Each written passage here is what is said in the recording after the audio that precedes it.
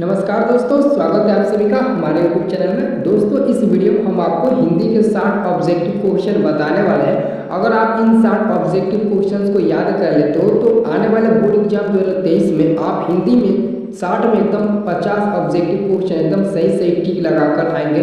ये मेरा 100% दावा है। तो वीडियो को अंत तक देखना और एक एक ऑब्जेक्टिव क्वेश्चंस को एकदम बारीकी से याद कर लेना है, ठीक है। तो चलिए हम वीडियो को स्टार्ट करते हैं। वीडियो स्टार्ट करने से पहले मैं आपको बता दूं, अगर आपने अभी तक हमारे ऐप को डाउनलोड नहीं किया तो वीडियो के डिस्क्रिप्शन की मदद से हमारे ऐप को डाउनलोड कर लीजिए और साथ में व्हाट्सएप ग्रुप में भी जुड़ जाइएगा, ठीक है। पहला नंबर क्वेश्चन है आपका कि बाबा साहेब भीमराव अम्बेडकर का जन्म कब हुआ था। बाबा साहेब भीमराव अम्बेडकर का जन्म कब हुआ था? याद रखना 14 अप्रैल 1891 ईस्वी में बाबा साहेब भीमराव अम्बेडकर का जन्म हुआ था मध्य प्रदेश में, ठीक है। आंसर होगा आपका ऑप्शन नंबर ए होगा, ठीक है। 14 अप्रैल 1891 ईस्वी में बाबा साहेब भीमराव अम्बेडकर का जन्म हुआ था। दूसरा नंबर प्रश्न है 20 के दांत कहानी के रचयिता कौन है? 20 के दांत कहानी के रचयिता कौन है? दूसरा का सही उत्तर होगा option number B, Nalini विलोचन Sharma. Nalini विलोचन Sharma 20 के दांत कहानी के रचयिता है। और याद रखना 20 के दांत एक कहानी है, ठीक है।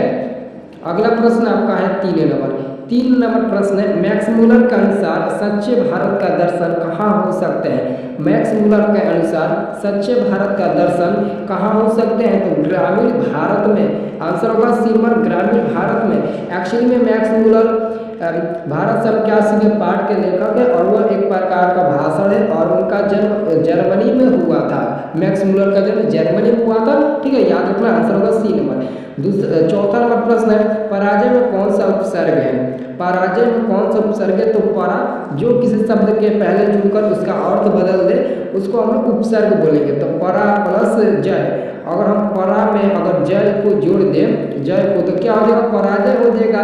तो उसका जय से पराजय हो गया तो उसका अर्थ बदल गया, तो हमेशा क्या होगा? वो उपसर्ग होगा। तो यानी कि परा ऑप्शन नंबर बी होगा, ठीक है। अब देखिए 5 नंबर आपका प्रश्न क्या है? 5 नंबर प्रश्न है किसने कहा था कि सब पुराने अच्छे नहीं होते, सब नए खराब नहीं होते?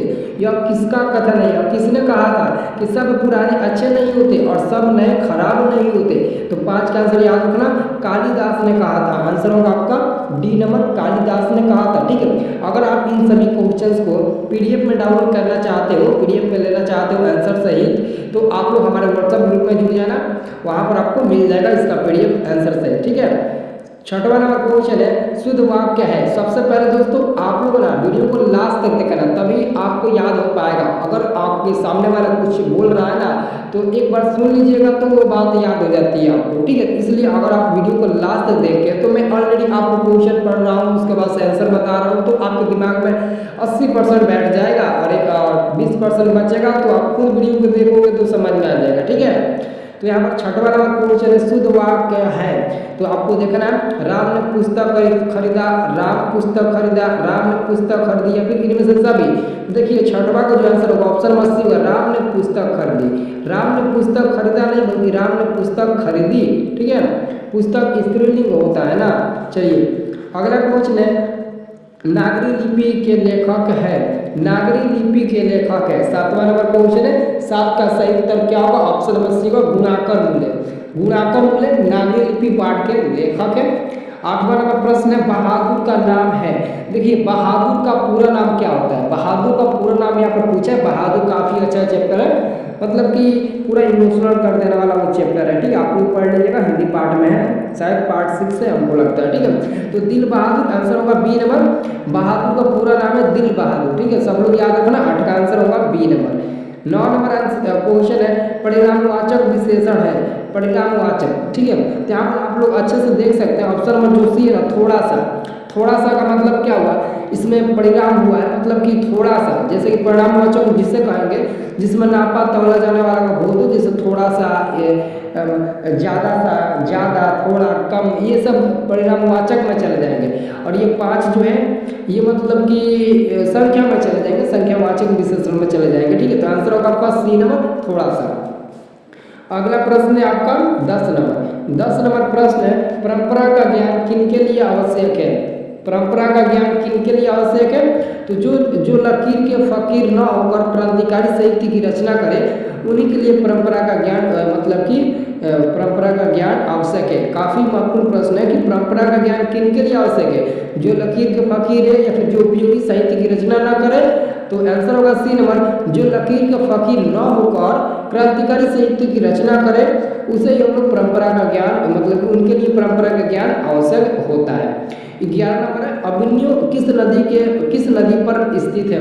अभिनयो किस नदी पर स्थित है? तो रोन नदी पर, याद रखना अभिनयो रोन नदी पर स्थित है। आंसर होगा आपका ए नंबर, अभिनयो रोन नदी पर स्थित है। अब देखिए यहाँ पर 12 नंबर प्रश्न क्या है? 12 नंबर प्रश्न है, मछली कहानी में किस वर्ग का जीवन वर्णित है? मछली कहानी, देखिए मछली एक प्रकार का कहानी है, ठीक है, और मछली कहानी में किस वर्ग का जीवन वर्णित किया गया है? तो सही उत्तर होगा 12 का सी नंबर, मध्य वर्ग का, ठीक है, मध्य वर्ग का आंसर होगा सी नंबर। 13 नंबर प्रश्न है, बिरजू महाराज की ख्याति किस रूप में है? बिरजू महाराज की ख्याति जो है वो नर्तक के रूप में है। 13 का आंसर होगा ए नंबर, नर्तक के रूप में। और बिरजू महाराज का जन्म उत्तर प्रदेश के लखनऊ में हुआ था और इनका संबंध लखनऊ घराने से ही है और इनका जन्म 1938 ईस्वी में हुआ था। 27 साल की उम्र में इनको संगीत नाटक अकादमी अवार्ड से पुरस्कारित किया गया था। 54 साल की उम्र में इनकी मृत्यु हुई थी, ठीक है, याद रखना आप लोग बिरजू महाराज के बारे में, ठीक है। अगला आपका क्वेश्चन है 14 नंबर। 14 नंबर प्रश्न है, भाववाचक संज्ञा का उदाहरण है। देखिए भाववाचक संज्ञा का उदाहरण पूछा जा रहा है, ठीक, जैसे समझ सकते हैं, जैसे कि घड़ी, वाहन, लकड़ी, ये सब भाववाचक नहीं है बल्कि सर्दी है। सर्दी एक भाववाचक का, मतलब कि भाववाचक संज्ञा का उदाहरण हो सकता है, ठीक है, भाववाचक संज्ञा, ठीक है। आंसर होगा आपका ऑप्शन नंबर ए, ठीक है। मैं आपको बता दूं, अगर किसी भी छात्र को बोर्ड एग्जाम 2023 में अच्छे से पढ़ने में कोई दिक्कत आ रही है, जैसे कि आप लोगों का टेंशन नहीं हो जाता है कि 4 महीना है, 3 महीना है, 2 महीना है, 1 महीना है, तो कैसे पढ़ाई करें, हम लोग के टेंशन हो जाता है। जिस मतलब कि कितने लड़के को ऐसा मतलब कि फील होता है कि हम कैसे तैयारी करेंगे, कैसे क्या करेंगे, सोच में पड़ जाते हैं। तो उन सभी छात्रों को मैं बता दूं, अगर आप लोग मात्र 150 रुपये खर्च करते हो तो मैं आपको सारे सब्जेक्ट का पीडीएफ दे दूंगा और आप उस पीडीएफ को मात्र 20 या 25 दिन के अंदर रट जाइएगा, याद कर लीजिएगा। ऑब्जेक्टिव सब्जेक्टिव सब भी उसमें क्वेश्चन दे दिए हैं। अगर आपको लेना होगा तो मेरा मोबाइल नंबर है 9693779407। इस नंबर पर आप ऑनलाइन गूगल पे, पेटीएम, फोन पे के जरिए किसी से भी या फिर अपने आप से भी फोन पे 150 रुपये करवा के आप अपने व्हाट्सएप पर वो पीडीएफ ले सकते हैं, ठीक है। और उस पीडीएफ के थ्रू आप अच्छे से अच्छे बोर्ड एग्जाम में नंबर ला सकते हैं। जिसको भी मतलब कि दिक्कत हो रही हो कि मैं कैसे पढ़ाई करूं, कितना देर पढ़ूं, कैसे क्या करूं, अभी तक मैं कुछ भी नहीं पढ़ा, उन लोगों के लिए ये मतलब कि खास और सुनहरा मौका मैंने आपको दिया, ठीक है। ये सुनहरा मौका आप अपने पास ही रखिएगा, ठीक है। तो आप जो अगर मतलब जिसको भी लगता है कमजोरी तो वो ले सकते हैं, पढ़ सकते हैं, कोई दिक्कत नहीं है। ज़्यादा रुपये थोड़ी ना, 150 रुपये कोई ज़्यादा रुपया नहीं है, ठीक है। पर सब्जेक्ट का तो 30 रुपया ले रहे हैं, ठीक है। यहाँ पर आपका 15 नंबर क्वेश्चन है, आध्यात्मिक शिक्षा से गांधी जी का क्या तात्पर्य है? देखिए आध्यात्मिक शिक्षा से गांधी जी का क्या तात्पर्य है? तो 15 का सही उत्तर होगा ऑप्शन में हृदय की शिक्षा। आंसर होगा ए नंबर, हृदय की शिक्षा। सब लोग याद रखना। महात्मा गांधी के पिता का क्या नाम था? करमचंद। करमचंद कहीं दिया? हाँ बिल्कुल दिया, ऑप्शन नंबर डी नंबर में दिया। महात्मा गांधी का जन्म पोरबंदर में हुआ था 1969 ईस्वी में, ठीक है, 2 अक्टूबर 1969 ईस्वी में। और इनके पिता का नाम करमचंद गांधी था, ठीक है। पोरबंदर जो गुजरात में है, ठीक है। आंसर होगा डी नंबर 16 का, ठीक है। और देखिए 16 नंबर ना, करमचंद गांधी नाम। चलिए अगला क्वेश्चन देखिए, अगला क्वेश्चन है आपका 17 नंबर। 17 नंबर क्वेश्चन है, राजगिरी कौन समास है? देखिए राजगिरी में कौन सा समास होता है, ये क्वेश्चन पूछा है। तो राजगिरी में तत्पुरुष समास होता है। क्या होता है? तत्पुरुष समास होता है, आप लोग याद रखिएगा। राजगिरी में तत्पुरुष समास होता है। 18 नंबर प्रश्न, निम्नलिखित में सर्वनाम है। तो निम्नलिखित में आपको सर्वनाम चूज करना है, कौन सर्वनाम है? तो याद रखना मैं एक सर्वनाम हूँ, ठीक है, मैं क्या हूँ? एक सर्वनाम हूँ। अगला क्वेश्चन है, गुरु नानक किस भक्ति धारा के कवि है? गुरु नानक निर्गुण भक्ति धारा के कवि है। आंसर होगा बी नंबर। गुरु नानक किस भक्ति धारा के कवि है? तो निर्गुण भक्ति धारा के कवि है, ठीक है। आप सभी लोग इस वीडियो को लाइक करिएगा, जो भी लड़के इस वीडियो को लाइक नहीं किए होंगे लाइक कर देना और एक कमेंट आप लोग जरूर करना, ठीक है। 20 नंबर प्रश्न है, रसखान दिल्ली के बाद दिल्ली से कहाँ चले गए, तो ब्रजभूमि, आंसर होगा सी नंबर। रसखान दिल्ली के बाद ब्रजभूमि में चले गए थे, ठीक है। शुद्ध शब्द है पर प्रकृति, ऑप्शन नंबर यही आपका सही उत्तर हो जाएगा। शुद्ध शब्द यही है, प्रकृति को हम लोग ऐसे ही लिखते हैं, प्रकृति ऐसे ही हम लोग लिखते हैं, आंसर ए नंबर हो जाएगा, ठीक है। अब देखिए अगला क्वेश्चन है, परिश्रम में उपसर्ग है, तो परिश्रम में क्या उपसर्ग होगा, ऑप्शन नंबर ए होगा, क्योंकि परि में अगर हम लोग श्रम जोड़ते हैं तो इसका अर्थ बदल जाएगा, परिश्रम हो जाएगा, ठीक है। तो जो भी किसी शब्द के पहले जुड़कर उस शब्द का एक नया अर्थ बदल देता है, एक नए अर्थ में, उसे हम लोग उपसर्ग कहेंगे। तो 22 का आंसर होगा ऑप्शन नंबर ए। समझ में आ गया ना। चलिए अगला क्वेश्चन है, हाथ खाली होना मुहावरे का अर्थ है। देखिए क्वेश्चन नंबर 23 है, हाथ खाली होना मुहावरे का सही अर्थ बताए। तो देखिए आंसर होगा सी नंबर, पैसा पास पैसा न होना। हाथ खाली होना मुहावरे का सही अर्थ होता है पास पैसा न होना। 23 का आंसर सी नंबर है। जबकि 24 में प्रश्न है, अवकाश शब्द में उपसर्ग है। देखिए अवकाश, तो अव प्लस काश, ऑप्शन नंबर बी होगा कि नहीं होगा, देख लीजिए सभी में वही है, अव प्लस अगर काश, तो अव में अगर काश जोड़ देंगे तो इसका अर्थ बदल जाएगा, अवकाश हो जाएगा, ठीक है। तो आंसर होगा आपका ऑप्शन नंबर बी नंबर, ठीक है। हिरोशिमा किस देश में है, हिरोशिमा किस देश में, तो सभी को पता होगा, सभी लोग भारत माता चैप्टर पढ़े होंगे जिसमें हिरोशिमा पर अमेरिका द्वारा परमाणु बम साध हमको लगता है 1946 की 44 के आसपास परमाणु बम गिराया गया था, ठीक है। सबको याद होगा, ठीक है। कमेंट करके बता दीजिएगा किस सन में हुआ, मतलब कि परमाणु बम गिराया गया था, और वो है हिरोशिमा जापान में स्थित है, जिसका प्रभाव अभी भी वहाँ पर पड़ रहा है जापान देश में, क्योंकि वहाँ के अभी भी बच्चे बाहर लंगा ये सब मतलब कि ऐसे जन्म ले रहे हैं, ठीक है। देखिए कितना खतरनाक होता है परमाणु बम। 26 नंबर प्रश्न है, मेरे बिना तुम पर वो कविता का हिंदी रूपांतरण किसने किया। मेरे बिना तुम पर वो कविता का हिंदी रूपांतरण किसने किया। 26 का राइट आंसर होगा ऑप्शन नंबर डी होगा, धर्मवीर भारती ने। धर्मवीर भारती ने किया था। किसने किया था हिंदी रूपांतरण, धर्मवीर भारती ने किया था। 27 नंबर क्वेश्चन, कुंवर नारायण कवि है।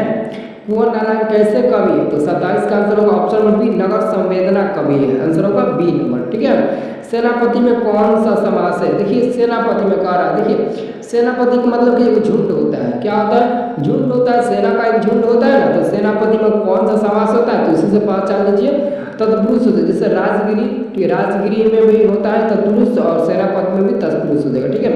मित्र शब्द का भाववाचक संज्ञा रूप है। मित्र शब्द का भाववाचक संज्ञा रूप आपको बताना है, आंसर होगा बी नंबर, मित्रता होगा, ठीक है। क्वेश्चन नंबर 30 है, जनतंत्र का जन्म शीर्षक कविता के कवि का क्या नाम है। जनतंत्र का जन्म शीर्षक कविता के कवि का क्या नाम है।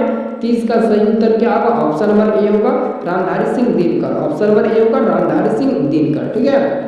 अगला क्वेश्चन 31 नंबर आपका, हिंदुस्तानी नाम सुनी अब ये सपूची लजात पंक्ति किस कविता से उद्धत है। भारत माता, अक्षर ज्ञान, जनतंत्र का जन्म, या फिर स्वदेशी। तो याद रखना है हिंदुस्तानी का जब यहाँ पर नाम आ गया, जब यहाँ पर हिंदुस्तानी का नाम आ गया तो वो कौन है, स्वदेशी। आंसर होगा आपका ऑप्शन नंबर डी, स्वदेशी, ठीक है। रसखान किस विषय में प्रसिद्ध थे, सिद्ध थे।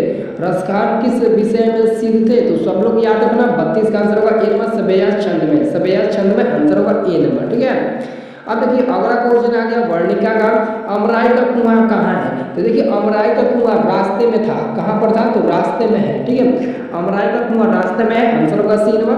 पापत्ती की उम्र क्या थी। देखिए पापत्ती एक 12 वर्षीय ग्रामीण लड़की थी जिसको काफी तेज बुखार हुआ था, आंसर याद रखना ए नंबर होगा।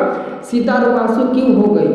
क्वेश्चन नंबर 35 है कि सीता रुआंसू क्यों हो गई, तो बहुओं की क्लास है, बहुओं की मतलब कि अपने बहुओं से तंग आकर सीता रुआंसू हो गई थी। मतलब कि सीता अपने बहुओं की कला से तंग आकर रुआंसू हो गई थी, आंसर होगा बी नंबर, ठीक है।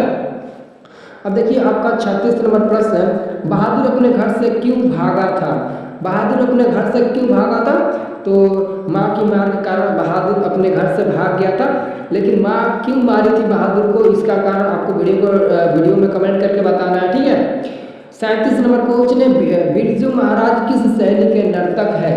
बिरजू महाराज किस शैली के नर्तक है, तो कथक। आंसर होगा आपका ऑप्शन नंबर डी, कथक, ठीक है। 37 का आंसर होगा डी नंबर, कथक, सब लोग याद रखना। 38 नंबर क्वेश्चन, अशोक वाजपेयी का जन्म कब हुआ था। अशोक वाजपेयी का जन्म कब हुआ था, 38 नंबर है। 38 का सही उत्तर होगा ऑप्शन नंबर ए 16 जनवरी 1941 ईस्वी में अशोक वाजपेयी का जन्म हुआ था। 16 जनवरी 1941 ईस्वी में अशोक वाजपेयी जी का जन्म हुआ था। आंसर होगा ए नंबर। ठीक है, अब देखिए अगला क्वेश्चन है विल्नव क्या है? तो एक छोटा सा गांव है, एक छोटा सा गांव है। ठीक है, विल्नव क्या है? क्या है? तो एक छोटा सा गांव है। 39 का आंसर क्या होगा? बी नंबर होगा।